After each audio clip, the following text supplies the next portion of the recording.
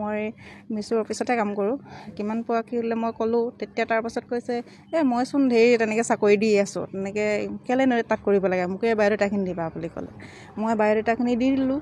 বায়'ডাটাখিনি দিয়াৰ পাছত সি এদিনৰ পিছতে সি লগে লগে ক'লে কিন্তু পইচা অলপ খৰচা হ'ব বুলি ক'লে। পইচা অলপ খৰচা হ'ব, মই বোলো কিমানমান খৰচা হ'ব? তোমাৰ বেছি খৰচা নহয়, 22,000মান খৰচা হ'ব এনেকৈ কৈছিলে। ক'লোঁ তেতিয়াহ'লে 22,000মান খৰচা হ'ব, তেতিয়াহ'লে কৰিম তেনেকৈ ক'লোঁ। বায়'ডাটাখিনি দি দিলোঁ। সেই বায়'ডাটাখিনি তাৰপাছত সি কি ক'লে, এই কামটো বোলে এজন মই চিনি নাপাওঁ, যে ভণ্টিত ইয়াত বকুলতে কাম কৰি থাকেতো, তাৰ কাম কৰা অৱস্থাত সি তেতিয়া তাৰপৰা কিবা বিষয় ক'লে চাগে, কোৱাৰ পিছত ক'লে যে কিবা কাম এটাত ভৰাই দিম, তাৰপিছত বোলে অলপ পইচা দিব লাগিব, বুলি ক'লে।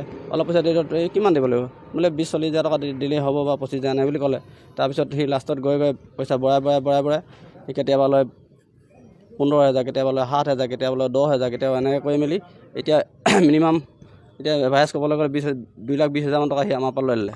তাৰপিছত সি মাজতে ভণ্টিক ক'ৰবাত গুৱাহাটীত কোনোবা হোটেলত বোলে সি ইণ্টাৰভিউ দিম বুলি ক'লে। তাৰপিছতো এপইণ্টমেণ্ট লেটাৰ দিম বুলি ক'লে। তাৰপিছত পইচা সেইদিনাখন মই যোনদিনাখন এপইণ্টমেণ্ট দিব, এতিয়া 4টা বাজি গ'ল, দিব পৰা নাই, পইচা হাতত নাই। ত'ৰ পৰা গোটাই মেলি দিয়াৰ পিছত তাক ক'লোঁ, এতিয়া পইচাটো দিলোঁ। তাৰপিছত সি কৈছে বোলে 6 দিনৰ পিছত এপইণ্টমেণ্ট দিম বুলি ক'লে।